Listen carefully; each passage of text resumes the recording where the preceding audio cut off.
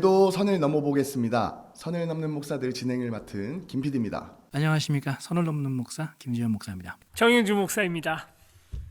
어떻게 두 분 요새 한 해 마무리를 잘 하고 계신가요? 한 해가 끝나고 있네요. 저는 이제 한 해에 맞춰서 저의 직장도 이제 그만둡니다. 12월 31일 날로 저는 퇴사를 하기로 했습니다. 좀 놀아야죠. 그 다음에 뭐 하실 거예요? 이제 저도 목사님을 따라서 쿠팡의 세계로 들어가지 않을까. 수고하고 무거운 짐질 사람들 다 오라. 쿠팡으로 오라. 나란히 쿠팡하는 교회, 나란히 배송하는 교회. 채널 구독하고 후원해주시는 선구자분들께서도 잘 마무리하고 계시리라고 믿겠습니다. 함께해주시는 주홍택님, 이성희님, 1주택 1가구님, 브랜드 ONJ5032님, 박혜연님 감사합니다.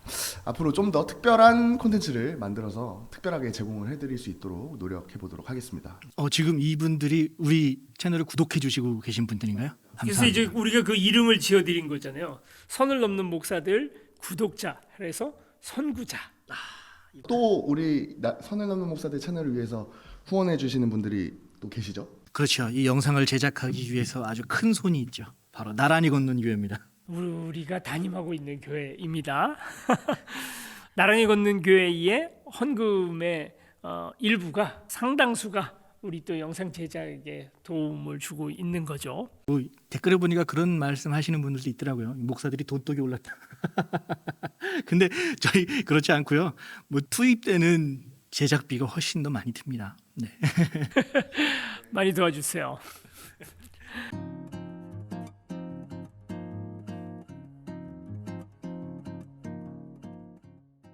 오늘도 재미난 주제를 가지고 이야기해보는 시간을 가져보도록 하겠습니다. 오늘 주제는요, 사이비 2단입니다. 사이비 2단. 이거 사이비하고 이단하고는 또 다르거든요. 다른데 비슷하죠. 느낌은 의미는 좀 비슷해요. 사이비 같은 경우에는 닮을 사자 그리고 말 이을 이자 아닐 비자 써가지고 겉과 속이 다르다라는 얘기입니다. 그러니까 겉은 그럴싸한 이미지를 가지고 있지만 속은 다르다라는 의미를 가지고 있는 단어가 바로 사이비라고 하는 단어예요. 2단 같은 경우에는 달을 이자와 끝 단자를 씁니다. 그래서 이것도 역시 비슷한 의미예요. 비슷한 모양을 가졌는데 끝이 다르다라는 거예요. 그러니까 사이비하고 이단하고 분명히 다른 부분은 뭐냐면 사이비는 내가 가짜인 걸 나도 알아.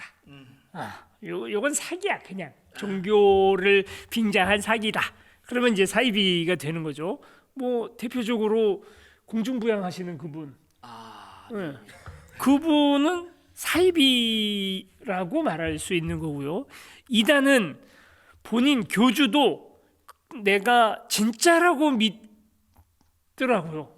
보니까 진짜로 자기가 예수라고 믿어요? 믿어요 그분들. 그래서 자기는 곧 내가 이렇게 죽으면 3일 뒤에 부활할 거다라고 말했던 분들이 좀 몇 분 계세요.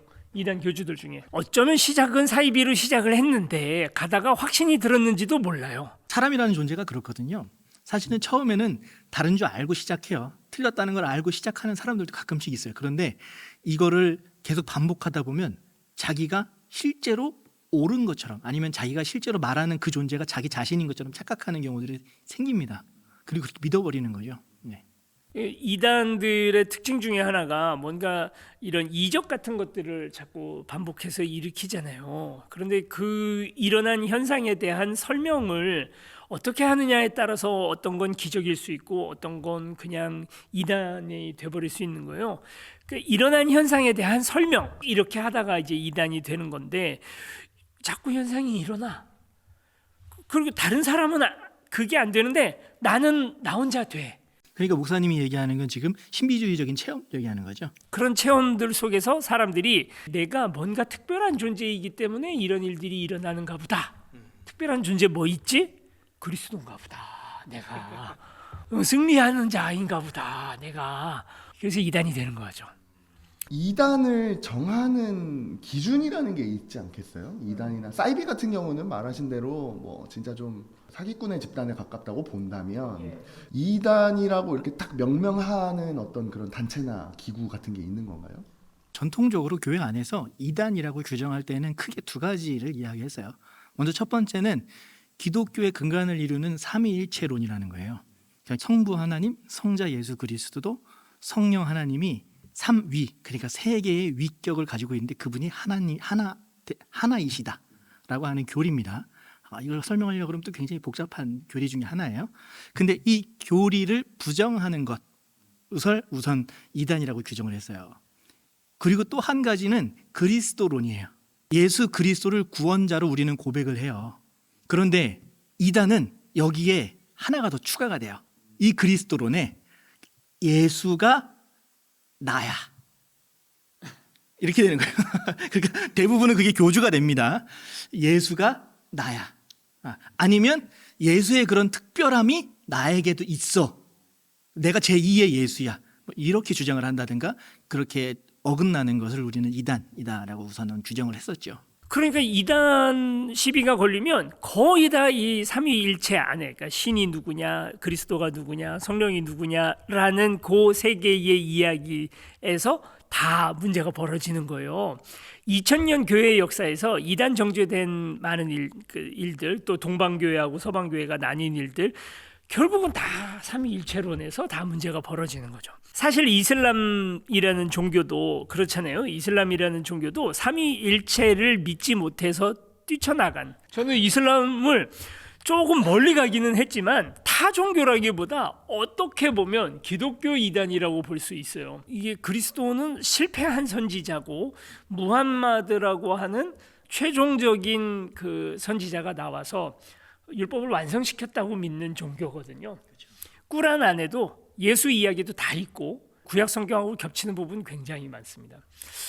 그리고 결국은 이단 이야기, 그리고 대한민국 이단도 결국은 다 이 삼위일체론하고 관련이 있는 거죠. 그러니까 이게 잠깐 들었지만 삼위일체론은 되게 어려워요. 이렇게 단순히 들었을 때. 근데 이거 어렵지 않아요. 어렵다고 생각하면 굉장히 어려워요.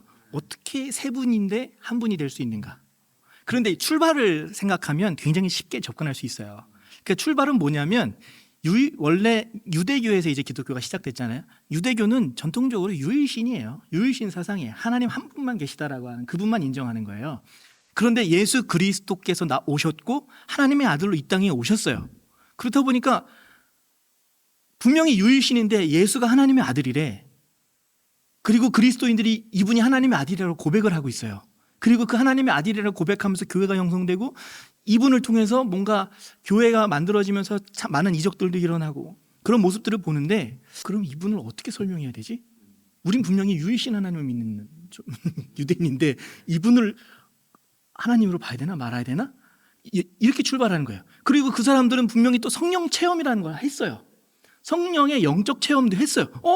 이분도 있는데 그러면 이분은, 그러니까 출발 자체가 이분 세 분은 하나님 세 개의 율격을 가졌지만 한 분이야 라고 출발한 게 아니라 하나님이 한 분이신데 이분들의 체험이 다 있는 거예요. 이 초기 그리스도인들이 이분들을 어떻게 설명하기 시작하면서 우리 경험 속에 분명히 존재하니까 다신교가 아니라 우린 유일신 하나님을 믿는 사람들이야. 그러면서 출발한 게 삼위일체론이에요. 물리 세계에서는 도저히 그 삼위일체, 그러니까 어떻게 셋이 하나고 하나가 셋이라는 것을 설명할 방법이 없어요. 분명히 다른 인격을 가지고 있는 세 다른 존재이다. 뭐 결론을 그냥 말씀드리면 이것도 확정이 안 났어요. 그러니까 어느 것도 이게 삼위일체론을 설명할 수 있는 그 어떤 이론도 없어요. 그게 정확한 얘기인 거죠. 이제 여기에서 중요한 게 이단이 다 여기서 출발하잖아요. 모르는 걸 모른다라고 얘기를 하고 넘어가야 되는데 억지로 설명하다가 이게 다 이단이 된 거예요. 지금도 수많은 그 저명하신 신학자들이 다들 오랫동안 2000년간이나 연구를 해서 아직 이거 뭐 딱히 뭔가 마음에 드는 설명을 못 만들어냈거든요. 이런 신비들이 얼마나 많겠어요, 기독교 안에. 이것만 있는 게 아닐 거 아니에요. 하나님의 존재 양식이나 뭐 모든 것들이 우리 인간의 뇌나 우리 물리 세계에 몸을 입고 사는 사람에게는 상상도 할 수 없는 많은 일들이 하나님이라는 존재 안에 응축돼 있겠죠. 그걸 우리가 안다고 말하고 이해한다고 얘기를 하는 것 자체가 굉장히 건방진 얘기잖아요. 그렇죠. 그렇게 안 하고 이거를 자꾸 설명을 하려고 하니까 문제가 되는 거죠. 그러니까 설명할 수 있는 부분까지만 설명하는 거고요. 나머지는 모르는 거예요. 일어난 기적들, 내가 뭐 기도를 해서 안수를 해서 고쳤어.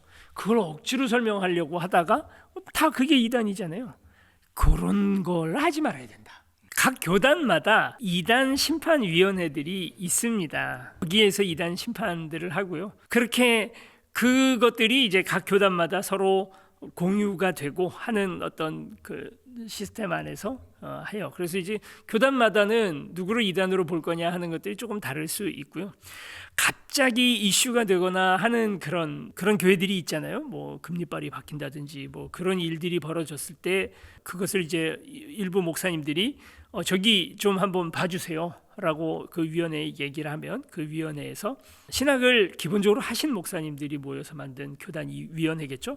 거기서 이제 연구기간을 거쳐서 그 교회에서 이제 그 선포되는 말씀 또 교육 자료 같은 것들을 면밀히 보고 이단성이 있는지를 보는 거죠.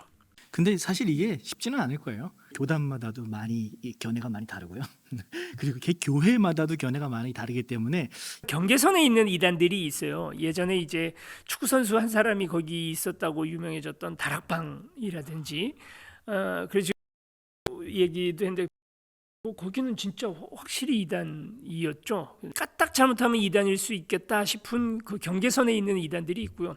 근데 한국 내에서 아주 큰 영향력을 가지고 교단 규모가 굉장히 큰 그런 이단들 같은 경우에는 애매하지 않습니다. 이건 뭐 분명하게 이단이에요. 뭐 대표적으로 뭐 어디가 있죠? 신천지, 통일교, 뭐 JMS 하나님의 교회, 안상홍 쪽, 뭐 여기 다 확실하게 달라요. 특히 삼위일체론 얘기를 잠깐 했지만 삼위일체론, 그리스도론 쪽으로 들어가면 전혀 달라요. 이건 뭐 타 종교 정도가 아니라 완전히 다른 종교라고 할 수 있어요. 요새 또 통일교가 뉴스에 자주 나와요. 참어머니께서 지금 감옥에 가셨죠. 그런 이단들이 많습니다. 기업 활동을 하면서 같이 종교 활동을 하는, 종교가 앞에 서고 기업이 뒤따라오든지 뭐 이게 많이 있어요. 구원파도 그렇죠. 구원파도 아주 커다란 기업을 운영을 하잖아요. 차이점이 어떤 게 있는 거예요? 통일교의 대표적인 어떤 논리나 이런 거를 알고 계신 게 계세요? 일단 통일교 같은 경우에는 일제시대 때의 우리나라 정통 무속신앙과 기독교가 짬뽕이 되면서 거기에서부터 뿌리가 되어가지고 가장 대표적인 게 통일교, 신천지, 얘네가 다 여기에요. 통일교가 얘기하고 있는 건 뭐냐면 말 그대로 통일이죠. 어떻게 통일하냐? 가정을 통한 통일이에요. 그래서 그 사람들이 많이 하는 게 단체 결혼이죠. 그날 처음 본 사람과 어떤 큰 규모의 경기장 안에서 몇백 쌍이 함께 결혼을 하는 거예요. 처음 본 여자랑요? 처음 본 여자, 처음 본 남자. 약간 설레는 것 같기도 하고. 그리고 외국 사람이 올 수도 있고요. 뭐 아무 상관없어요. 대다수 외국 사람이요. 한국 사람하고 일본 사람하고 결혼을 많이 시키거든요. 이유가 있어요. 왜 그렇게 하냐면 일본하고 한국하고는 역사적으로 원수잖아요. 이 두 나라가 화해하고 통일이 돼야 하나님의 나라가 온다고 생각을 해요. 일본을 뭐라고 얘기하냐면 한국에 빚을 지고 있는 사람. 그래서 일본이 한국을 도와야 된다 생각을 하고, 그래서 한국이 아담 나라고 일본은 하와 나라라고 생각을 합니다. 일본의 통일교가 교세가 한국보다 더 크거든요. 그 일본에서 걷어들인 어마어마한 막대한 그 헌금들이 다시 한국으로 수입이 되어 다시 들어와서 통일교를 이렇게 이루고 있는 거죠. 이 사건 때문에 실제로 일본에서 아베 총리가 죽었어요. 통일교 신자의 아들이에요. 통일교에 막대한 헌금을 하다가 피해자가 됐는데 이걸 그냥 내버려 두고 있는 아베를 용서할 수 없다 그래가지고 총으로 쏴 죽인 거예요. 아베 그 사건 때문에 일본의 통일교가 해산 명령이 떨어졌어요. 이게 역사를 잘 봐야 우리가 그 이단들을 이해를 할 수가 있는데 1907년 평양 대부흥운동이 있고 그보다 앞서서 원산 부흥운동이라는 게 또 있어요. 성령 체험을 한 거죠. 강력한 성령이 임해서 말은 사경회였는데 부흥회가 돼버린 거예요. 이제 사람들이 누구나 다 같이 나가서 죄를 자복하고 하는 이제 어떤 성령의 체험이 있었는데 문제는 우리나라의 신학적 기반이 너무 약했던 거예요. 똑같은 일이 미국에서도 그 같은 시기에 벌어집니다. 근데 미국도 신학적 기반이 굉장히 약했어요. 이걸 되게 의아하게 생각하실 수도 있는데 1900년대 초만 해도 미국의 특별히 서부 지역 같은 경우에는 완전히 깡 시골 입니다. 인디언들 막 뛰어다니고 막 하던 벌판이었죠, 시절. 벌판. 그렇죠. 그런 곳이고 전기도 안 들어오고 하던 곳이다 보니까 교회가 있어서 매주마다 예배를 드릴 수 있는 지역이 극히 없어요. 그러면 뭘 하냐면 순회 선교 전도자라고 하는 사람들이 포장마차 있잖아요. 거기에다가 악기 구멍고 이런 거 다 때려 싣고 전국을 떠돌아다니면서 사람들 모여 사는 그 부락마다 가서 거기에서 부흥회를 해주는 거예요. 그 유명한 부흥사들 중에 이제 무디 선교사도 있고 그게 부흥회고요. 이 사람들은 1년에 한 번 그렇게 예배를 드려보는 거예요. 교회가 없으니까 지역 전체에. 서부시대 생각해 보세요. 카우보이들 안 되잖아요. 신학적 기반이 굉장히 약해요. 한국이 똑같거든요. 그때 그 시절에 교회 없어요. 평양에서 엄청난 그 일들을 경험했는데 이걸 설명해 줄 수 있는 신학자도 목회자도 신학적 기반도 아무것도 없는 거예요. 그러니까 이제 그때도 우리나라에서도 부흥사들이 동네마다 다니면서 천막치고 부흥 집회를 했었어요. 그러면 평양에서 있었던 일 같은 일들이 전국에서 다발적으로 벌어지는 양상으로 갔던 겁니다. 그때 이제 유명한 우리나라 부흥사가 이용도 목사라고 하는 문제적 인물이 있죠. 이분은 신비주의자거든요. 나이 되게 젊어요. 나이 젊은데 이분은 설교를 하다가 그냥 3시간 울기만 해요. 네. 그리고 또 어떤 날은 박장대소하고 웃기만 하다가 그냥 설교하다가 갑자기 뭐가 삐를 받아가지고 뛰어나가고. 청중 입장에서는 그게 뭔가 하나님과 접신하고 있는 어떤 신비적 체험으로 사람들은 인식을 했던 거예요. 왜냐하면 그때 당시에 사회적인 어떤 사고의 틀 자체가 무속신앙과 굉장히 깊이 연관되어 있기 때문에 기독교도 그것과 같이 연관돼서 기독교를 연결시킬 수밖에 없었던 거예요. 일은 일어났잖아요. 뭐가 일어났어요. 막 방언이 터지고 막 통해 자복이 일어나고 막 다 울었어요. 그런데 그 현상에 대해서 설명해 줄 수 있는 게 없는 거예요. 그렇게 되면 아까도 그 얘기를 초반에도 드렸던 것처럼 이걸 억지 설명을 하다 보면 이제 이상한 논리가 만들어지기 시작하는 거죠. 누가 이제 죽을 병 걸렸던 사람을 살렸단 말이에요. 근데 그 사람만 자꾸 살려요. 뭐라고 설명을 하시겠어요? 이 사람에게 특별한 힘이 있네, 능력이 있네. 하나님이 이 사람을 특별히 뭔가로 임명을 했나 보네. 이제 그러면 자꾸 삼위일체론을 이상하게 건드리고 싶어지죠. 그게 이제 우리나라 자생이단이에요. 그렇게 하다가 우리나라 무속신앙의 교리가 기독교 교리하고 이상하게 붙었어요. 정감록 같은 거. 이게 성경하고 붙어버린 거예요. 뜨거운 성령 체험의 어떤 신앙적 현상은 먼저 들어왔는데 신학이 늦게 들어왔어요. 그러니까 이 성령 체험을 뭐는 자제해야 되고 뭐는 그렇게 생각하면 안 되고 하는 틀이 있기 이전에 뭔가 엄청난 일들부터 먼저 벌어진 거예요. 생각해보면 그 사회를 좀 상상해보면 금방 이해가 가요. 1907년 어떤 때예요. 이거 조선이 끝장나고 곧 일본이 우리를 지배할 것 같아. 그리고 옆집 아저씨가 어제까지만 해도 두루마기 입고 상투 틀고 다니시던 아저씨가 어느 날 머리 싹 깎고 포마드 기름으로 2대8 가르마를 하고 양복을 입고 나타났단 말이에요. 그 막 세상이 자꾸 막 바뀌어. 어제까지만 해도 달구지 타고 다니던 그 길 위에 철길이 놓이고 그래도 철마차가 달린단 말이에요. 이런 걸 막 사람들이 보는 거예요. 얼마나 신나기도 하지만 또 다른 한편에서는 불안했겠어요. 이런 상황에서 평양에서 이상한 일이 벌어졌어요. 설명이 안 돼요. 근데 이제 이걸 그런 사람들, 나는 예수 그리스도의 피를 내가 투석받았다라고, 그러니까 약간 수혈받았다라고 주장하는 사람들, 그래서 내가 이런 신비한 능력들이 나타나는 거야. 내가 안수기도한 이 물을 마시면 병이 다 나. 그런 얘기들이 먹히게 되는 거죠. 그러니까 이단을 볼 때 크게 한 3가지 정도만 다시 얘기할 수 있다면, 첫 번째는 문자주의예요. 그러니까 성경의 문자 그대로 믿는 거예요. 그 문자로만 그 성경을 해석하는 거고요. 굉장히 보수적이고 너무 보수적이에요. 근데 여기서 참 아이러니하게도 여기에 또 다른 해석이 들어가는데, 이게 알레고리적 해석이라는 게 있어요. 그건 알레고리적 해석은 뭐냐면 단어 하나에 집중해가지고 그 단어를 다른 의미로 계속해서 해석을 하는 거예요. 그러니까 그 문자가 똑같은 문자가 신약에도 나오고 구약에도 나오잖아요. 또 어떤 성경에 나오고 다른 성경에도 나오잖아요. 다른 성경 책에도.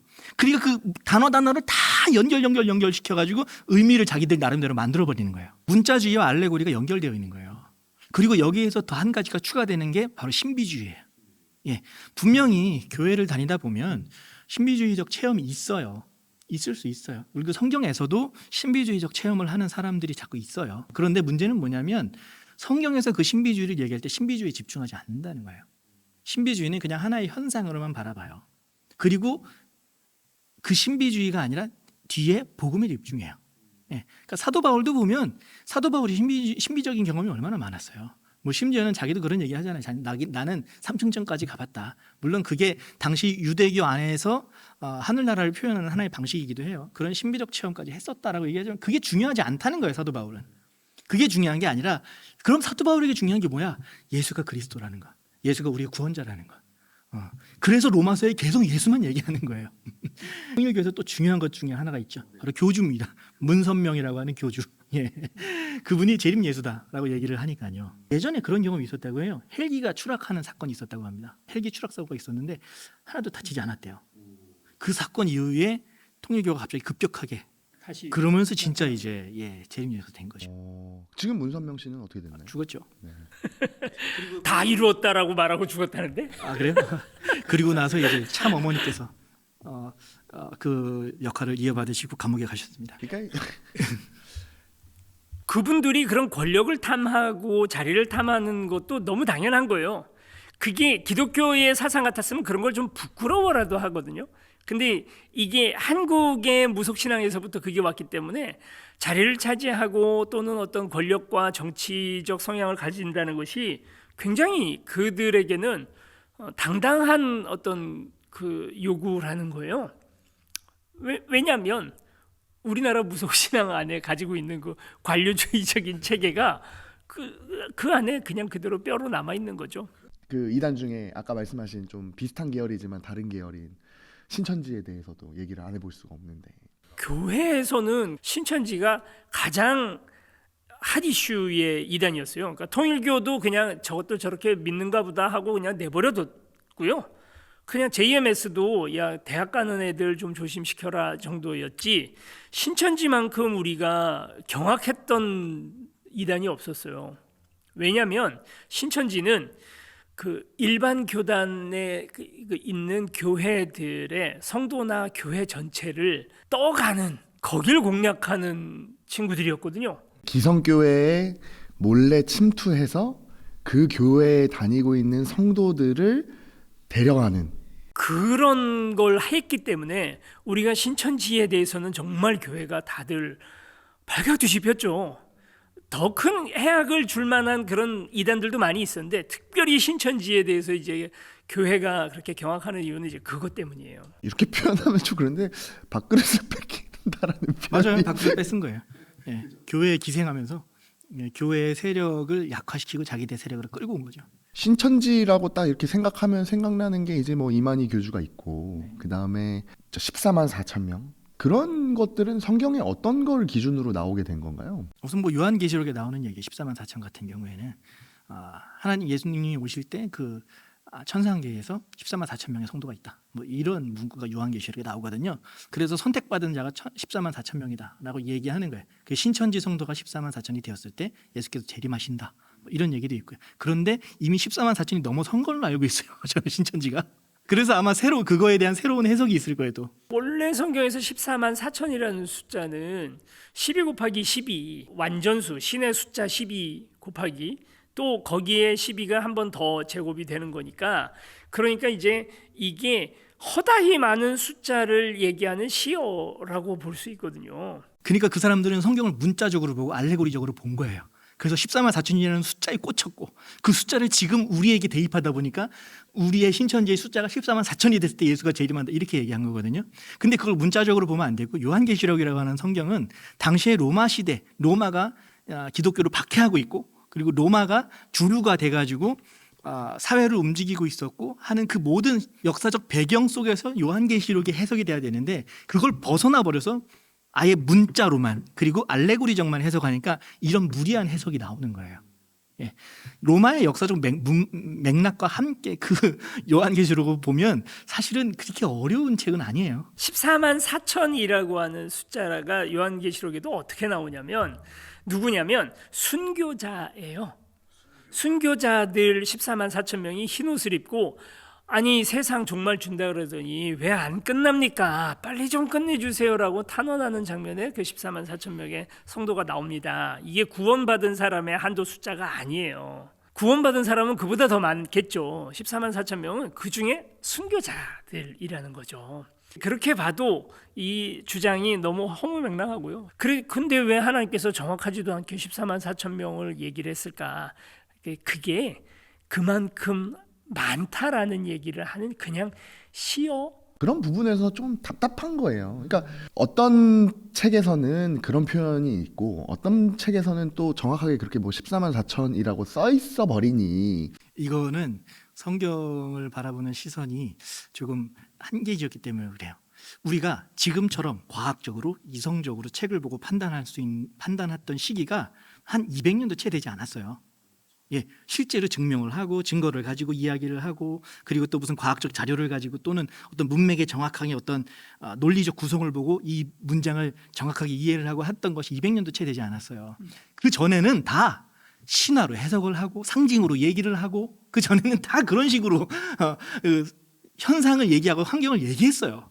근데 그거를 그렇게 썼던 그 사람들의 그 문서를 지금 이 시대에 가지고 와가지고 과학적 어떤 객관성을 가지고 정확한 사실을 근거해 가지고 이거를 해석하려고 하니까 여기서 또 뭐 오류가 생기는 거예요. 예를 들자면 이런 겁니다. 50보 100보라는 말이 있잖아요. 그런데 이걸 나중에 한 2000년 뒤에 이 말을 썼던 어떤 한 문장을 보고 50보 100보 이 사람은 딱 50걸음을 간 거야. 그러면 미터수로 계산하면 한 30m 되겠네. 이 사람 딱 100보를 간 거야. 이 사람 한 60m를 갔다는 딱 그 얘기네. 그러면 몇 미리 얘기해서 이 사람은 30m, 이 사람은 60m라고 얘기를 하면 말도 안 되는 얘기잖아요. 쓸데없는 짓을 하고 있네요.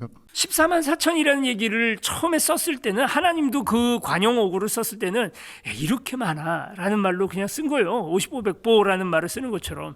나중에 그 후손들이 14만 4천 명 딱 해서 14만 4천 1명은 안 돼라고 말할 줄은 꿈에도 몰랐던 거죠. 그 말을 그렇게 이거 아닌데 라고 아마 굉장히 머리가 아프실 것 같아요. 그렇게 보셔야 된다 이런 거죠. 근데 거기에서 면밀하게 14만 4천 명을 딱 세는 그런 문화가 이제 이게 왜 이렇게 됐을까요? 이게 말이 안 된다는 거는 성경을 조금만 읽어보면 알 수 있는 부분이기도 하고. 그러니까 어쨌든 이스라엘 안에서 신상을 부시고 또 그 제단을 헐고 하는 일들을 하나님께서 지속적으로 명령하시고 그걸 원하시잖아요. 그러다가 바벨론 포로로 갔을 때 그 명령이 딱 끊깁니다. 바벨론에 끌려가 있던 그 포로들한테 하나님께서 가서 바벨론 신상 다 두들겨 부셔라고 명령하신 적이 없어요. 그렇게 안 해요. 지금 우리가 살고 있는 시대는 바벨론 시대예요. 우리가 어떻게 해서 대한민국을 기독교 국가로 만들고 나머지 절을 다닌다든지 타 종교를 다니는 사람들을 다 없애서 하나님께 영광 돌리라고 하나님께서 명령하신 적도 없고 그럴 의무가 우리에게 있지 않아요. 성경을 우리가 자꾸 너무 구약 성경만 물고 빨고 그러면 안 돼요.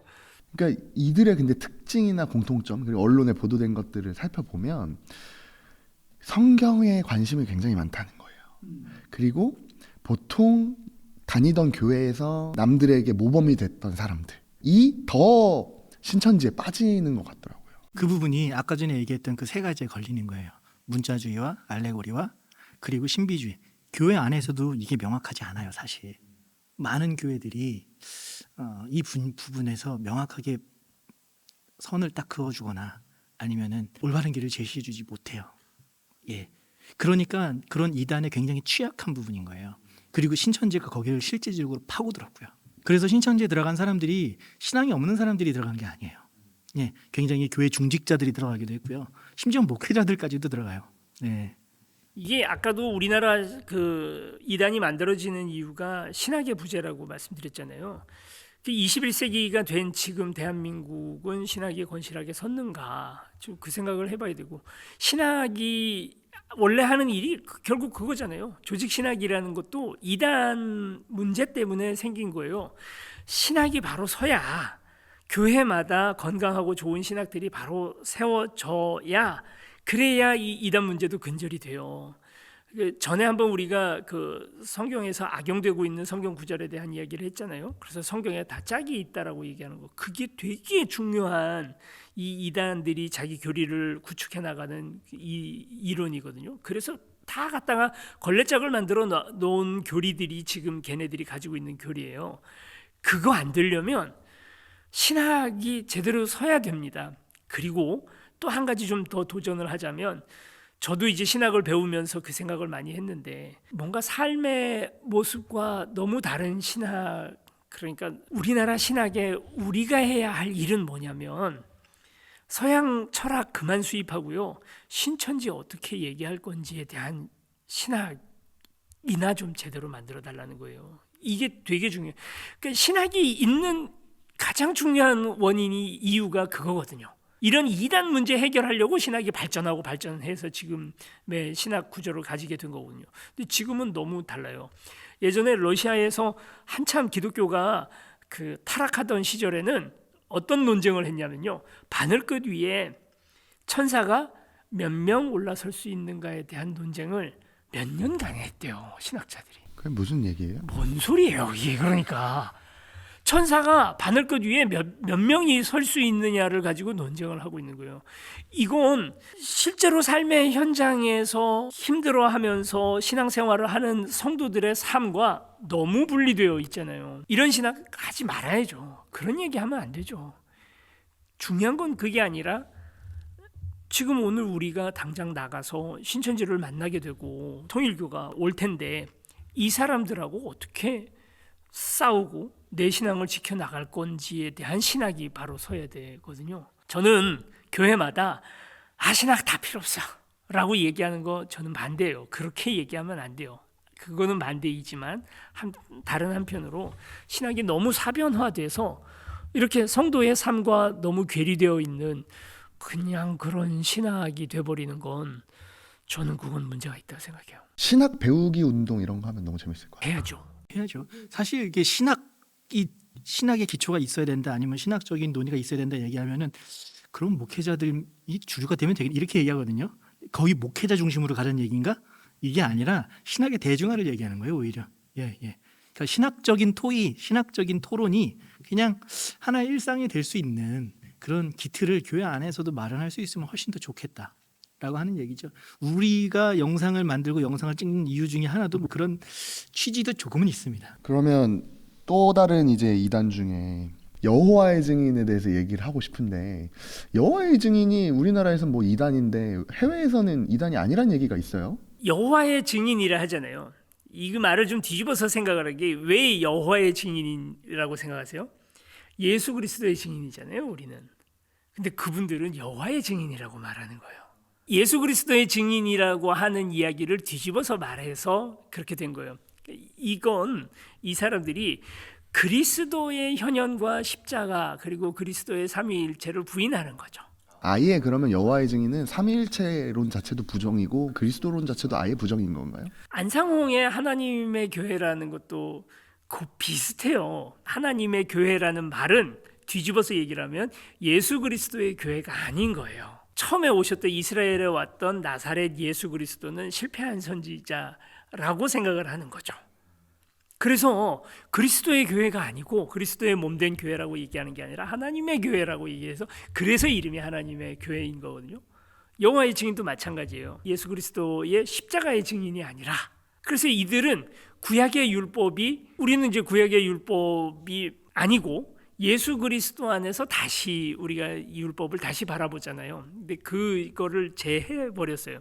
그래서 다시 7일을 안식일로 해야 한다라고 생각을 해서 토요일을 안식일로 하고요. 제7 안식교뿐만 아니라 거기도 다 마찬가지, 여호와의 증인도 마찬가지고 다 토요일 날을 모여서 예배를 드립니다. 그렇게 보시면 되죠.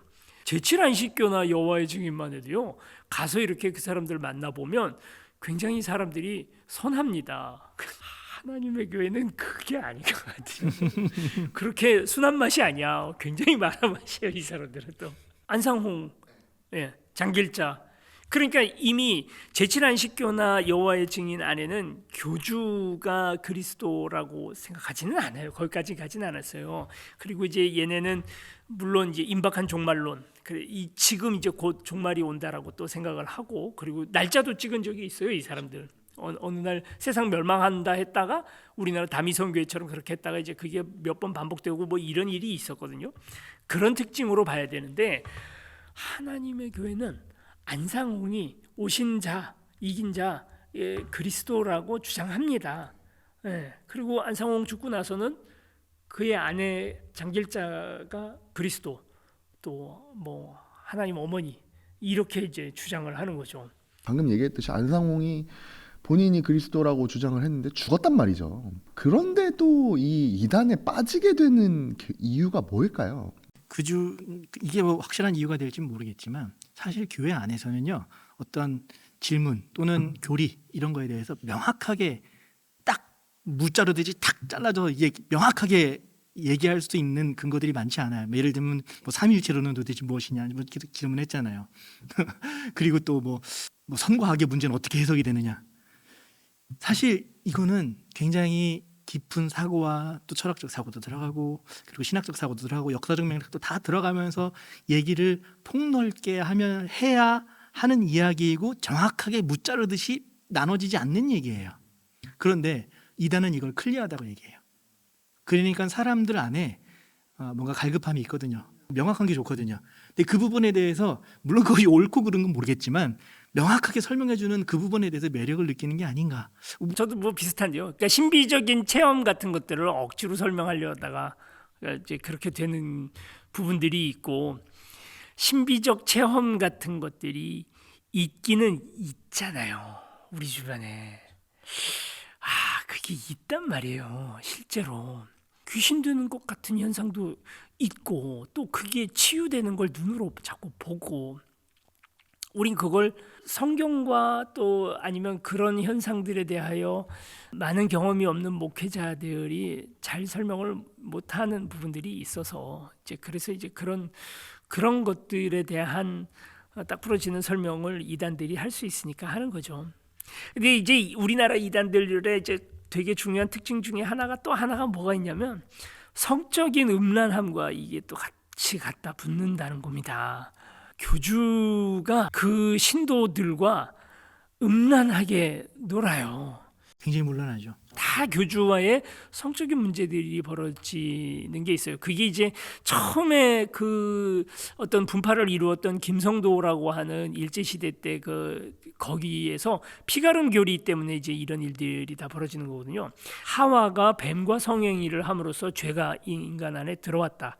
선악과를 따먹었는데 그 따먹은 것이 바로 성행위다라고 그 해석을 한 거예요. 그래서 구원은 어떻게 되느냐? 구원은 예수 그리스도의 피로 투석을 받은 교주가, 그 피가 다 그 예수 그리스도의 피가 들어와 가지고 자기 피가 다 빠져나가고, 더러운 피가 다 빠져나가고 자기가 예수 그리스도의 피가 된 거예요. 심지어는 목이 잘려요. 환상 속에서 목이 잘리고 예수 그리스도의 머리가 붙어가지고 내가 그리스도가 됐다고 주장하는 이 사람이 성행위를 통해서 여성 성도와 잠자리를 가져서 구원도 그렇게 전파된다고 얘기하는 거예요. 그게 이제 JMS, 대표적으로 JMS고, 그리고 다른 데도 다 그렇게 하잖아요.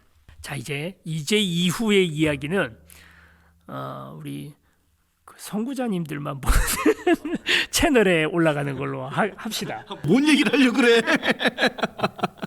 종교적 엑스터시, 이걸 누미노제의 체험이라고 하잖아요. 그리고 우리가 부부관계 성행위를 할 때 느껴지는 엑스터시, 오르가즘이라고 하잖아요.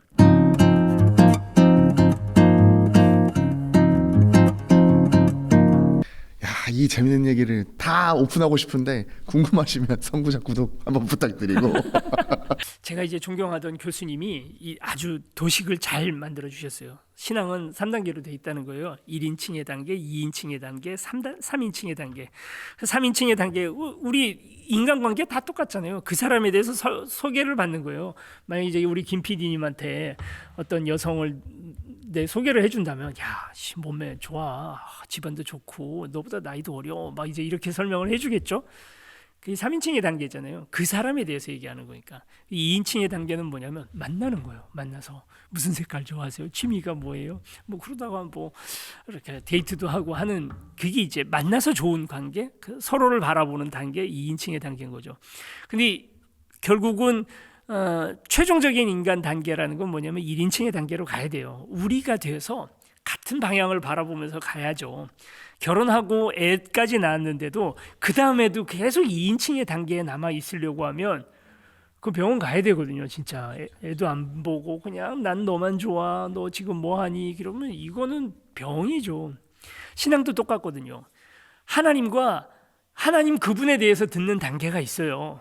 그 설교 시간에 하나님에 대한 얘기를 막, 오늘도 저도 설교에서 하나님 그분에 대한 얘기를 하잖아요. 근데 그건 진짜 초보 단계예요. 그 다음 단계는 어디로 가냐면 하나님과 만나는 단계가 있단 말이에요. 그건 신비 체험 같이 느껴지기도 하고 하나님이 나를 사랑하는구나 하고 깨닫는 순간 누미노제의 체험이죠. 근데 여기에 머물러 있으면 이건 병이라고요. 여기에서 어디로 가야 되냐면 우리가 되어야 돼요. 하나님과 나란히 걸어야 돼요. 근데 사실 이건 되게 재미없는 순간이에요. 하나님과 함께 내가 살아가는 삶이라는 건 퍽퍽하고요. 그렇게 막 엑스터시가 느껴지지도 않고요. 그 아드레날린 나오는 순간도 아니에요. 그분과 함께 이 땅을 살아가야 되는 그 단계까지 가야 그게 성도의 진짜 신앙생활이고, 근데 한국은 이상하게 2인칭의 단계, 하나님과 만나서 그 뭔가 그 느낌, 아드레날린 나오는 그 호르몬에 쩔어버리는 순간을 그게 신앙의 최고봉이라고 하는 착각이 우리에겐 다 있어요. 그러네요. 이게 2단으로 가는 가장 중요해요. 2단은 계속 이걸 주거든요. 그냥 어떻게 해서건 이 아드레날린을 계속 줘요. 아니, 살아있는 그리스도를 만나서 내가 손잡고 그분의 안수기도를 받았는데 그보다 더한 게 어디 있어요? 심지어는 그 살아있는 그리스도와 오늘 밤에 잠자리를 가졌어.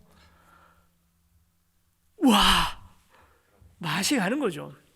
이렇게 가면 안 된다고요. 더 고차원의 신앙 수준이라는 게 되게 재미없는 순간이라는 걸 우리가 빨리 깨달아야 돼요. 그렇게 그냥 신앙은 원래 그런 거예요. 자꾸 그래서 기도원 쫓아다니면 안 돼요. 그러면 이제 내가 다니는 교회가 2단인가 아닌가 이런 거를 좀 판단할 수 있는. 근데 사실 이거는 저희 아들이 교회를 다닐 때도 저는 그 교회가 어떤 교회인지, 뭐 정통 교단이었어도 어떤 교회인지 좀 많이 확인을 해보고 그렇게 가라고 얘기하거든요. 근데 몇 가지의 기준을 좀 든다면, 이건 그냥 일반적으로 막 신학 이런 거 다 얘기하면 너무 힘들잖아요. 어떻게 알아요? 신학적인 거를 다 구체적으로 알기가. 우선 내가 그 교회를 다니는데 처음에는 좋을 수 있어요. 근데 시간이 지나도 아, 이것이 옳은 방향이구나 라고 내 이성적으로 동의가 되는가를 한번 질문할 수 있으면 좋겠습니다. 계속 의심하라는 얘기죠. 그렇죠. 예, 이성적으로도 여기에 가는 것이 옳은지를 한번 질문해 봐야 된다. 만약에 긴가민가 이거 좀 아닌 것 같은데, 그러면 사실 솔직하게 얘기할게요. 과감하게 옮기시는 게 좋습니다. 이제 뭐 장로교 통합에 속했느냐, 이제 이런 거 보라 그러잖아요. 근데 이걸 좀 잘 아셔야 돼요. 제가 장신대, 광나루에 있는 장신대를 다닐 때 실제로 크게 이슈가 됐던 두 건의 사건이 있었습니다. 거기에 다니는 한 사람은 신학과, 한 사람은 기독교 음악과에 다니던 두 학생이 알고 보니 간첩이었다는 게 밝혀진 사건이 있었어요. 신천지에서. 실제로? 네, 그분은 졸업을 2달인가 3달 앞두고 그게 밝혀졌어요. 결혼하다가 결혼을 그냥 정통 교단의 어떤 자매하고 이제 교회 내에서 소개를 받아가지고 했는데, 신대원이니까 이제 곧 목사 안수도 받을 분이었어요. 또 한 3달만 안 걸렸으면 마치 그 승천하는 이무기가 3,000년 기다리고 있다가 1년째 뭐 잘못해가지고 용이 되지 못하고 나락으로 떨어지는 것처럼 이분도 졸업 3달을 앞두고 결혼을 했는데, 알고 보니까 아예 신학교 1학년 때부터 잠입했던 신천지원이었던 거예요. 이분이 만약에 졸업해서 목사가 안수까지 받고 장로교 통합 측의 교단에서 목회를 시작을 했다면 그때 그 결혼했던 분이 이제 신혼 초에 남편이 자기를 데리고 성경 공부하는 데를 데리고 간 거예요. 그래서 모든 게 다 밝혀진 거예요. 목사 안수 받은 사람 중에서도 이단이 일 수 있죠. 있을 수 있죠. 그리고 본인은 이단이 아니고 그냥 정통 교단에 있다고 착각하면서도 이단적인 교리를 선포하는 분도 있을 거예요, 분명히. 그래서 또 한 가지 제안하는 건 아까 전에 분명히 누미노제의 경험 또는 여기 보니까 너무 좋아서 다 왔지만 시간이 지났을 때도 저 메시지가 옳은가를 먼저 스스로 판단하라 그랬잖아요. 두 번째 기준을 한번 제시해 보자면 주변 사람들이 나를 어떻게 보는가 라는 걸 한번 살펴봤으면 좋겠어요. 내가 이 교회를 다니고 너무 좋아서 이 교회에 이렇게 빠져들어가는데 주변 사람들이 걱정스럽게 봐. 야, 너 그거 아닌 것 같아. 너 이거 아닌 것 같아. 또는 너 좀 걱정스러워. 이렇게 본다면 한번 그때 자기를 한번 돌아봤으면 좋겠어요. 여기가 객관적으로 옳은지 아닌지를 한번 나도 다른 것도 한번 찾아봐야 되겠다. 이게 안 중요한 문제가 아니에요. 이거 굉장히 중요한 문제예요. 그러니까 우리 지금 악독한 이단들만 알고 있잖아요. 그런데 그 경계에 놓여 있는 이단도 있고요. 그 이단들 가운데 또 어떤 이단은 굉장히 윤리적인 이단들도 있어요. 그런데 이게 목숨을 건 문제, 생명을 건 문제, 구원과 관련된 문제라고 생각을 하면 이거 쉬운 일이 아니거든요. 이게 그냥 그래 넌 거기 다녀라. 그래 거기라도 뭐 예수 얘기하니까 거기도 좋지라고 말할 수 있는 문제가 아니잖아요. 내 자녀가 이제 그런 분들 많았거든요. 내 고등학생인데 어느 날 성경 공부한다 그래서 가다가 신천지였어요. 가정이 깨져요. 완전히 그냥 집안이 풍비박산이 나요. 이 문제는 정말 심각해요.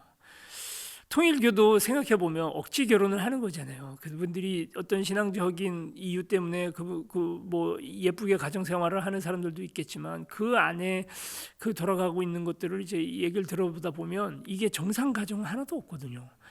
이 사회적 폐악이라는 게 이게 어마어마해요. 아베 신조 그 일본 총리가 결국 그렇게 허망하게 세상을 떠나게 된 것도 그 울분이었거든요. 이게 어떻게 정재계와 다 이상하게 언론도 거기 그래서 뭐 세계일보 이런 데는 또 다 이단에 들어가 있잖아요. 이게 그냥 간단한 문제가 아닌 것 같아요. 이건 어떻게 좀 해야 돼요. 하기는 정말 이걸 내버려둘 수 있는 문제가 아니더라는 거죠. 우리가 다니고 있는 교회가 진짜 건강한 교회인가 건강하지 않은 교회인가 이걸 판단하는 게 사실 쉽지가 않을 거예요. 근데 얼마 전에 저희 영상에 댓글이 달린 게 있었어요. 그게 뭐냐면 아마 차별금지법에 관련해서 누가 이렇게 댓글을 썼어요. 근데 그 댓글에 뭐라고 썼냐면 이런 논의를 교회에서도 자유롭게 하고 싶은데 교회 안에서는 다 답정노라서 토론 자체가 안 된다. 좀 답답하네요. 누가 이렇게 댓글을 썼어요.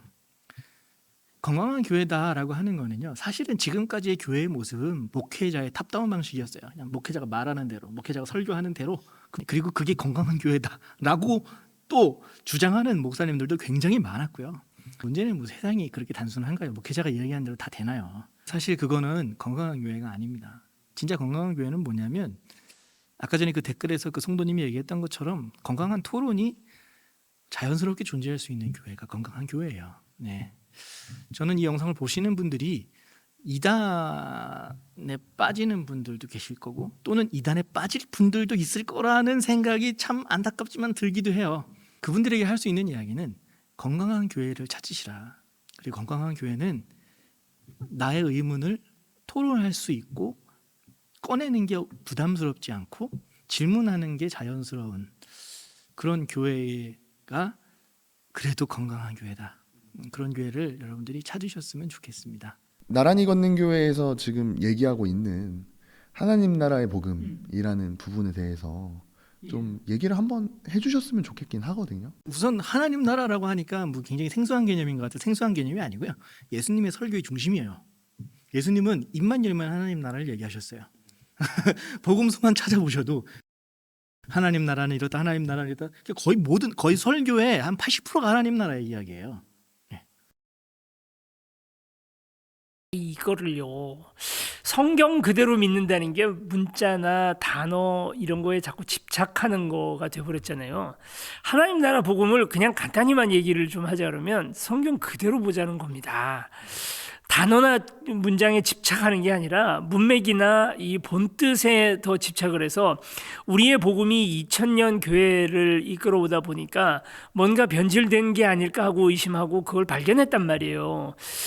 지금 우리가 믿고 있는 복음이 좀 영지주의라든지 아니면 서양 어떤 그런 사상 같은 것들의 토착화 과정에서 좀 이상하게 변질된 부분들, 신화가 돼버렸던 부분들, 이런 거 다 걷어내고 진짜 2000년 전 예수가 뭘 얘기를 했었는지 그 본질로 돌아가자예요. 본질로 돌아가자라고 하는 구호는 진보가 하는 얘기가 아닙니다. 이게 보수라고요. 이게 진짜 저나 김 목사님이 꼴통 보수예요. 그 기독교 성경에서 원래 하려 했던 얘기가 뭐냐, 우린 예수만 바라보고 가겠다라고 하고 보니까 그게 하나님 나라 복음인 거거든요.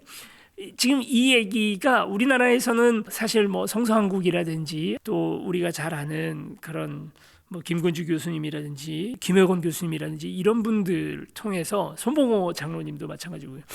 굉장히 그 수십 년 전서부터 계속해서 이제 그 방향으로 가려고 애를 썼어요. 이 하나님 나라 복음에 대해서 저변 확대를 했어요. 한국 교회에 있는 어떤 고질병들이 결국은 복음에 대한 오해 때문이다라는 얘기를 하는 거죠. 근데 이제 앞서 언급했던 그분들은 굉장히 점잖게 하나님 나라 복음과 그리고 이제 기존 교회가 가지고 있었던 복음과의 차이점을 점잖게 드러내더라고요. 아유, 그거 다 비슷한 얘기인데 이러면서 얘기를 하는데 저하고 김 목사님은 조금 또 많이 다릅니다 라고 지금 설명을 하고 있는 것 뿐이에요. 그러니까 하나님 나라라고 하면 쟤네들 그러면은 내세 중심의 신학을 하고 있나 보다, 이렇게 오해를 할 수 있거든요. 그게 아니에요. 하나님 나라라고 하는 건 역사적 관점에서 봐야 돼요. 예수님께서 하나님 나라라고 이야기했던 건 그때 당시의 시대는 로마 시대가 그 시대를 지배하고 있었던 시대였거든요. 로마의 시대라고 하는 건 로마 황제의 시대를 얘기하는 거예요. 황제의 나라를 얘기하는 거예요. 그런데 그 황제의 나라를 얘기할 때 예수가 얘기한 건 하나님 나라를 얘기했어요. 황제가 중심이 되고 황제가 법이 되는 그런 사회가 아니라 하나님의 법이 중심이 되는 사회를 얘기한 거예요. 말씀 중심의 그러니까 너 죽어서 너의 영혼 저 하늘로 갈 거야를 얘기한 게 아니라 지금 이 시대가 하나님 나라가 돼야 돼. 너에게 하나님이 지배하는 나라가 돼야 돼. 내세가 없다는 얘기는 아니에요. 그런데 예수의 이야기가 내세가 중심이 되는 얘기는 아니라는 얘기예요. 예수님께서도 가끔씩 그런 얘기 하셨거든요. 너는 저 지옥에서 슬피 울며 이를 갈 것이다 라고 했는데, 그 지옥이라는 얘기도 죽어가지고 저 땅 깊은 곳에 막 용암 같은 데 빠져가지고 죽을 거라는 얘기를 하는 게 아니라 그 지옥을 예수가 얘기할 땐 게헨나를 얘기했어요. 그 게헨나 얘기하면 우리는 무슨 얘기인지 모르잖아요. 근데 당시 유대인들은 다 알고 있었어요. 왜냐하면 유대인들은 그때 당시에 유대 사회에서 그 지역에서 토착 종교 중에 몰록이라고 하는 신을 섬겼던 곳이 있어요. 근데 그 몰록 신을 섬길 때 제물이 뭐냐면 갓난쟁이를 자기 아들 또는 아기를 불구덩이 속에 집어넣어가지고 아기를 크게 울려서 제물로 바치는 행위예요. 게헨나가 어디냐면 그 불구덩이를 게헨나라고 얘기한 거예요. 그러니까 유대인들이 게헨나라고 들었을 때는 죽어서 가는 천국? 죽어서도 영원히 고통받겠구나. 내세가 없다는 얘기를 하는 게 아닙니다. 있습니다. 근데 예수가 얘기했던 게헨나, 예수가 얘기했던 하나님 나라는 핵심 진리는 현재 시대예요. 현재 시대 하나님의 말씀이 중심이 되고 하나님의 정신이 중심이 되고 그 길을 예수가 자기의 삶으로 보여주셨고 우리는 그 삶을 따라가는 사람들이에요. 이 얘기를 지금 예수는 계속 하고 있는 거예요. 창세기 1장도 분명히 얘기하죠. 세상 지었고 그걸 하나님께서 거의 완벽하게 평가하셨거든요. 이걸 말고 어떤 대안의 세계를 지으시지 않으셨어요. 그래서 우리 영혼이 어디 4차원 가는 거 없습니다. 그 얘기를 하는 거예요. 우리는 내세가 아니고 부활을 믿는 거잖아요. 여기라고요. 여기로 다시 부활하는 거예요. 그러면 우리가 목숨 걸고 어떤 사명을 받아야 할 곳은 저기 저 세상, 죽어서 가는 저 세상을 위해서 우리가 사는 게 아니라 여기를 어떻게든 살아내려고 애를 쓰는 거죠. 근데 이제 이 땅에 대한 어떤 부정적인 이미지가 너무 많이 있다 보니까 이 땅이 지옥같이 느껴지고 여기 말고 어디 다른 데를 우리를 좀 자꾸 갔으면 좋겠다는 생각들을 하시지만 소망은 그 우리가 어디로 가는 게 소망이 아니고요. 지금 여기에 하나님이 오시는 것, 하나님이 다시 오는 게 그게 소망이에요. 내가 가는 게 아니라 오는 게 소망이라고요. 그래서 몰트만도 오시는 하나님의 나라라고 얘기를 하잖아요. 하나님의 나라가 와요. 온단 말이에요. 그게 소망이에요. 부활하면 이제 심판대 앞에 쓰는 건가요? 그렇죠. 부활 이후에 심판이 이루어져요.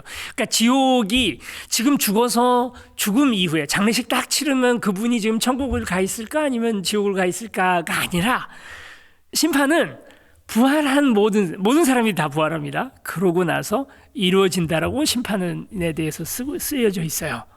저는 솔직히 이 부분에 대해서는 명확하게 말하지 못하겠어요. 저도 그렇긴 해요. 네, 사도 바울은 그래서 그 부활에 대해서 굉장히 고린도 후서인가요? 거기에 보면 부활에 대해서 굉장히 자세하게 설명을 하고 있죠. 그런데 사실 저는 명확하게 잘 모르겠어요. 근데 하나님 나라 복음을 우리가 붙잡은 이유는 하나님 나라를 살아내는 성도가 그 내세의 천국도 연결되어 있는 거예요. 이것과 이것이 분리된 게 아니에요. 지금을 살아내는 게 포커스가 있는 거예요. 고기도 나쁜 놈이 먹는다고. 하나님 나라를 여기서 살지 못했는데 무슨 천국이야. 그렇잖아요. 그 계시록에 보면 천국 가면 뭐 하냐면 흰 옷 입고 전부 다 하나님 찬양하고 있어요. 야, 이게 그냥 평생 강도짓만 하던 어떤 인간이 마지막에 회개하고 천국 갔다. 그 사람이 갔더니 흰 옷 입고 하루 종일 찬양만 하래. 미치는 거지. 야, 그게 그 사람한테 천국이겠어? 그렇잖아요. 여기야말로 지옥이다 이렇게 될 수도 있단 말이에요. 그 이유까지는 잘 모르겠습니다. 저는. 그러니까 이런 거에 대한 답을 궁금해하니까 이단에 빠지는 게 아닌가 싶기도 하네요. 신앙생활이라는 거 어쩔 수 없습니다. 우리 다 눈 가리고 어두운 길들을 더듬어 가는 거예요. 그게 싫다고 그 넓고 밝은 길, 사람들 많이 모이는 길로 가면 그게 이단 되는 겁니다. 자꾸 편하게 모든 것들을 그냥 다 눈에 보이는 것으로, 그러니까 보이지 않는 하나님을 보이는 하나님으로 대치해버리고 모르는 것을 아는 것으로 자꾸 대치하는 유혹에서 우리 좀 벗어나야 돼요. 이게 겸손이에요. 다른 게 아니에요. 이게 겸손이요. 예. 아는 걸 안다고 얘기하고 모르는 걸 모른다고 얘기하는 게 겸손이에요. 모르는 걸 자꾸 알려고 하는 그런 노력은 굉장히 중요하죠. 그러나 그거를 명확하게 나는 진리를 깨달아서라고 얘기하는 것부터가 거기서부터 이제. 근데 또 뭐 확신은 가질 수 있잖아요. 저의 확신은 예수예요. 예수가 가셨던 길, 그리고 예수가 말씀하셨던 하나님 나라. 근데 그 이상 나는 정확히 이거야라고 사실은 그렇게 명확하게 말을 할 수는 없을 거예요. 댓글 다는 분들 중에 저 목사들 다 지옥 간다고 얘기하는 사람들이 용감해. 아니 어떻게 저걸 본인들이 그 이 짧은 영상 속에서 우리가 전하려고 하는 메시지를 대충 들었을 텐데 그분이 우리 영상 그동안 찍어서 올렸던 그 뭐 거의 100개 넘지 않아요? 그렇죠. 그 영상들을 다 보고 면밀히 보고 그다음에 평가하는 것도 아니고 어떻게 우리가 지옥 간다는 걸 본인이 알지? 그죠. 이제 뭐 자연스럽게 이제 댓글 얘기로 좀 넘어왔는데요. 네. 댓글에 답해주는 시간, 이거 되게 유익한 시간인 것 같아요. 그래도 저번에 댓글을 주신 분들은 굉장히 수준이 높았어요. 네. 그리고 난 성도님들이 그런 질문을 던져주는 걸 참 고맙다고 생각합니다. 방문의 댓글을 서론 본론 결론 해가지고 쓰신 분들도 가끔 계시고 이분들 되게 말하고 싶었겠다. 그럼 오늘 댓글이 또 올라온 게 있나요? 첫 번째 댓글을 제가 읽어드리겠습니다. 젊은 목사들이 판단이 어리네. 당신들이 늙으면 이해하리라. 아직 생각이 짧네. 교회를 어지럽히는 말로 죄를 짓고 있어. 이건 악플 아니야 그냥? 난 사실 젊은 목사 하는데 나 20살 때도 젊은 목사였거든요. 30대도 젊은 목사였어요. 지금 이제 40 중반을 가고 50을 향해 가고 있는데도 젊은 목사예요. 내가 고령화되고 있는 건가? 물론 이 댓글을 다시는 분들이 나이 드신 분들인 것 같아요. 근데 지금 어르신 목사님들이 지금까지 목회하시면서 참 수고하셨고 교회를 세우기 위해서 노력하셨다는 것도 저는 동의합니다. 네, 그리고 정말로 많이 애쓰셨던 것도 알고요. 그리고 얼마나 헌신하셨는지도 알아요. 그런데 그 시대의 신학과 그 시대의 목회적 철학을 지금 대입한다고 교회에 득이 될까요? 그때의 판단을 가지고 지금과 같이 똑같이 판단한다면 지금 교회에는 그러면 득이 될까요? 전 전혀 그렇지 않다고 생각합니다. 네. 이제 그 얘기 되게 많이 해요. 교회에 덕이 되는 얘기 좀 해라. 왜 교회 칭찬하고 장점을 드러내고 하는 것들을 하지 않고 자꾸 단점을 드러내서 교회를 어지럽히려고 하느냐 하는 것들 되게 얘기 많이 하더라고요. 이 얘기가 어디서부터 나오냐면 교회 내에서 분란을 일부러 일으키는 사람들이 있기는 있잖아요. 저도 그것 때문에 되게 마음 상했던 경험이 있거든요. 제가 담임할 때 저에 대한 이상한 루머를 그거 진짜 몇 명 안 되는 100명도 안 되는 성도님들 사이에서도 정영주 목사가 빨갱이다. 정영주 목사 여자친구 있는 것 같다. 뭐 정영주 목사가 뭐 술 먹고 돌아다니더라. 뭐 이상한 소문들을 얘기하시는 분들이 있어요. 아니 그 관종인가? 이제 우리 선배 목사님들이 이제 그런 분들에 대해서 뭐 어떤 얘기를 조언을 해주셨냐면 관종이다. 저분들은 그래 관심 가져달라는 얘기다. 따뜻한 마음으로 품어줘라 라고 하면서 하셨던 설교들이 다 그거였어요. 교회 내에서 그런 분란을 일으키는 말들 하지 말라는 이야기를 하셨죠. 어느 정도는 교회 어떤 시스템 그 위에서는 그런 자세가 필요해요. 있지도 않은 얘기들을 자꾸 이렇게 하고 다니는 것들 문제죠. 문제인데 지금 저희가 하고 있는 것과 그런 것을 혼용해서 보면 안 돼요. 개신교는 날마다 개혁해야 되는 교회고요.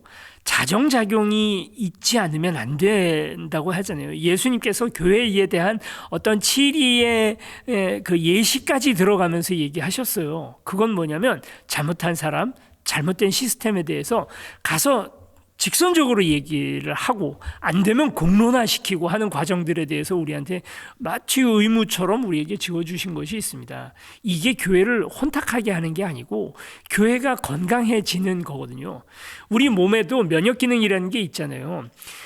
암이라는 그 세포는 우리 몸에서 발현하는 거예요. 밖에서부터 들어온 뭐 사이비 이단이 아니고요. 우리 몸에서부터 만들어지는 잘못된 그거예요. 그거에 대해서 면역 반응이 일어나요. 그래서 그 암세포들을 누르고 눌러가지고 우리가 건강하게 암 환자가 아닌 건강한 몸으로 살아가게 되는 거죠. 근데 그걸 안 하면 암이 되는 거예요. 지금 한국교회가 그런 작용들을 하고 있는가? 정말 한국교회에 이게 문제가 아닐까라고 얘기하는 것들을 다 이렇게 다 때려잡고 조용히 해라. 교회에 덕이 되는 얘기만 해라 하면 그 말하는 그것이 제가 보기엔 암덩어리입니다. 그게 한국교회를 좀먹고 죽게 만들 거예요. 그렇게 얘기하시는 분들의 기본적인 생각 자체가 하나님의 마음을 대변했다 자기는 그런 표현이거든요. 결국에는 자기가 옳다라는 거예요. 근데 여러분 절대선은 인간에게는 없어요. 또 교단은 절대선이라는 거예요. 교단은 비판하면 안 되고 교단에 대해서는 교단이 결정하는 건 다 옳은 것이야. 이미 결정한 것에 대해서 뭐라고 하면 안 돼. 자기 스스로가 자기는 절대선이라고 주장하는 거거든요. 세상에 그런 건 없습니다. 네, 같이 비판할 수 있는 게 훨씬 더 건강한 거예요.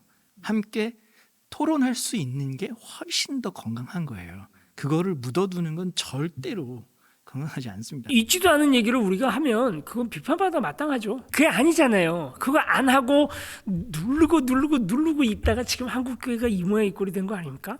근데 딱 지금 자기가 하고 있는 얘기의 톤과 뉘앙스가 2000년 전 바리새인들이나 사두개인들이 하던 얘기하고 똑같다는 사실을 잘 눈치 못 채시는 것 같아요. 그렇다고 우리가 무슨 예수 그리스도를 흉내내고 있다 같이 거창하게 말하고 싶지는 않은데 그렇게 말씀하시면 안 돼요. 요즘 목사라는 것들이 진짜 목사인가? 모두 도둑놈들이지.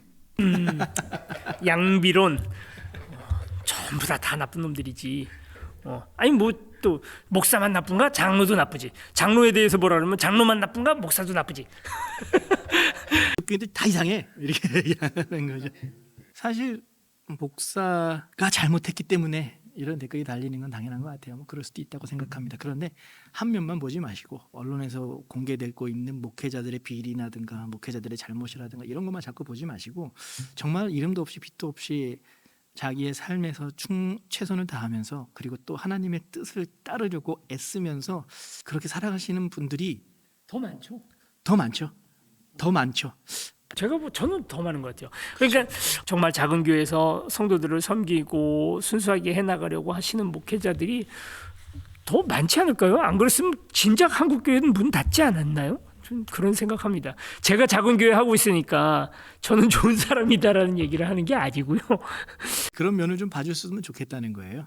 네. 자꾸 드러나는 게 그런 교회 목사님들의 모습들만 드러나는 게 사실이고 영상 찍어놓고요 편집해 놓은 걸 저 보다가 가끔 저는 이제 소스라치게 놀랄 때가 있어요.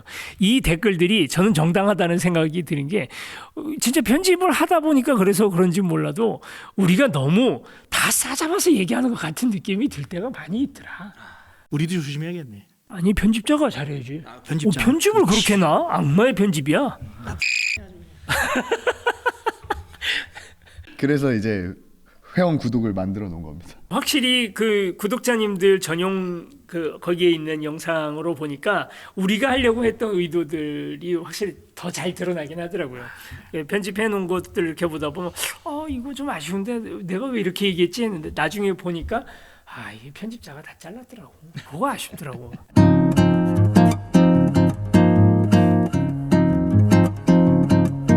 자, 오늘 가져온 마지막 댓글 하나 또 읽어드리겠습니다. 마지막으로 또 가장 많은 댓글 유형 중에 하나였는데요. 시대에 따라 성경을 해석하는 것이 다른 게 맞습니까? Yes. 네.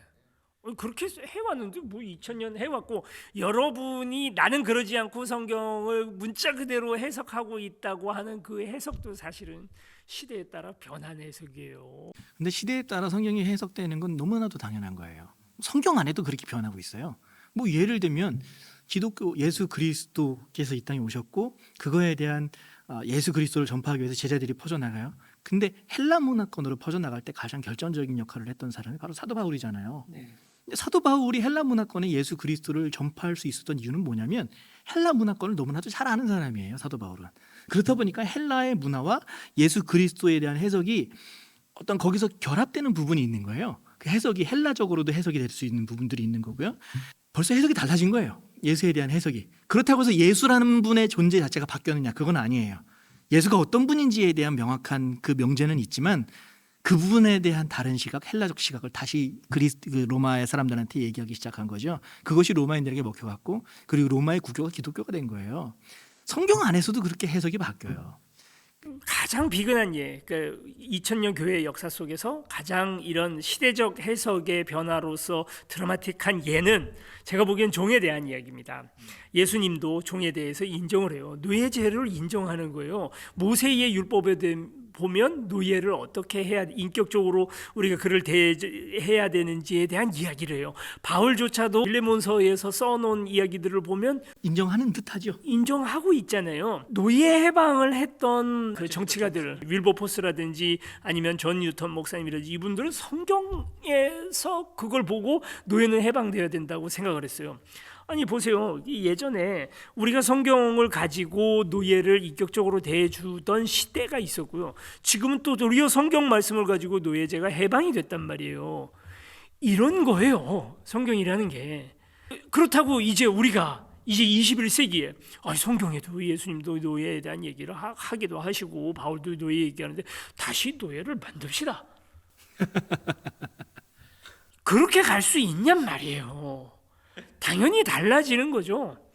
성경이 우리에게 그 본질과 원리에 대해서 제공을 해주지만 그 디테일들을 자꾸 따라가려고 그러는 거 그걸 우리가 율법주의라고 명명하지 않았나요?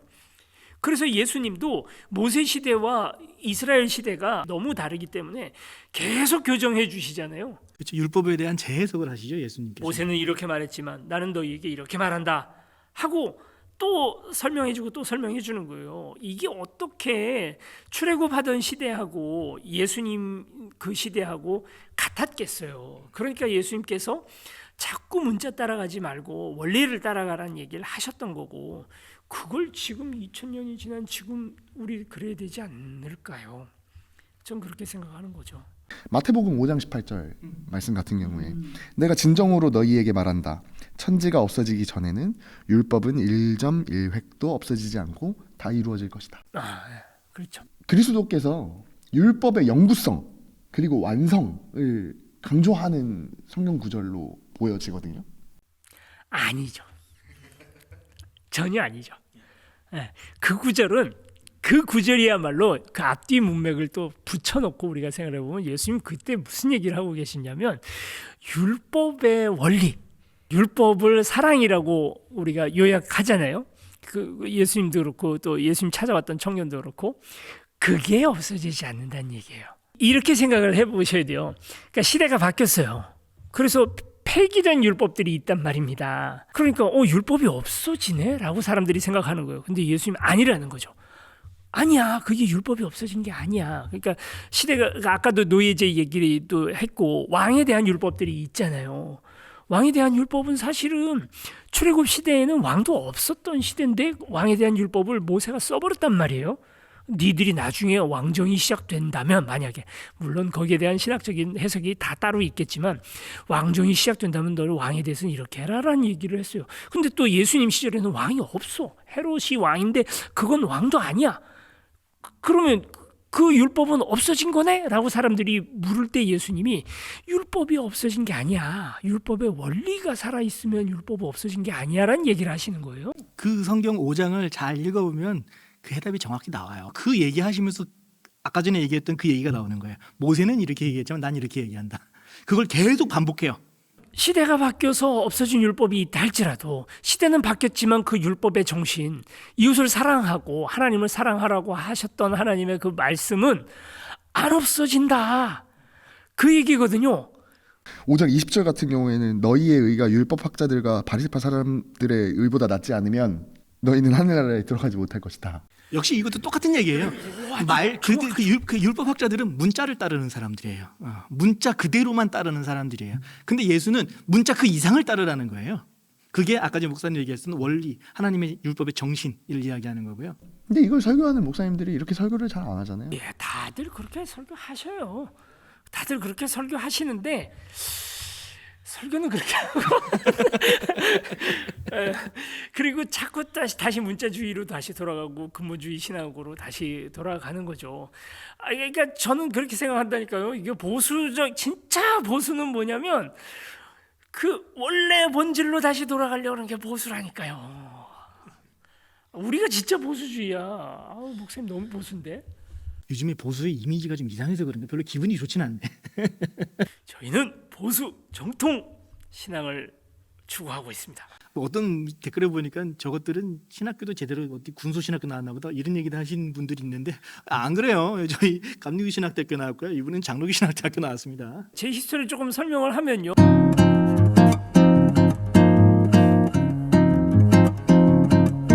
한 구절이 생각나는데 고린도전서 10장 12절 말씀이에요. 그러므로 서 있다고 생각하는 사람은 넘어지지 않도록 조심하십시오. 예.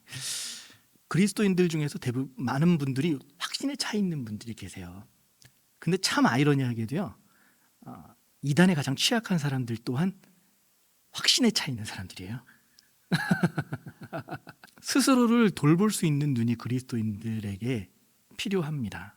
이걸 뭐 심리학 용어로는 자기 객관화라고 하죠. 예. 그리스도인들이 자기 객관화 그리고 자기를 돌볼 줄 알고 그리고 모르는 걸 모른다고 얘기할 줄 알고 모르는 걸 알기 위해서 토론도 할 줄 알고 얘기도 할 줄 알고 다른 사람의 이야기도 수용할 줄 아는 그런 말랑말랑한 마음이 좀 필요하지 않을까 하는 생각을 해봅니다. 세상에 어떤 취미를 해도요 편하게 할 수 있는 건 없어요. 예전에 어항도 해봤는데 그것도 연구하고 준비하고 공부해야 되더라고요. 진짜 막 화학 공부 진짜 열심히 했거든요. 하물며 어항 취미가 그런데 신앙생활 편하게 어떻게 해요? 나 공부 안 하고 골치 아파. 그런 소리 하지 말라고. 말씀 너무 좋네요. 오늘도 다양한 주제로 선을 넘어보았습니다. 꾸준히 선을 넘어서 하나님 나라를 이루는 성도님들이 되기를 바랍니다. 안녕. 와 이게 힘들구나 진짜. 그리고 쉼 없이 그냥 계속 이렇게 해가지고 3시간을 지금 이거 야, 매일 이렇게 하는 사람들 진짜 대단한 거야. 그 사람들 돈 많이 벌긴 해야 되겠다.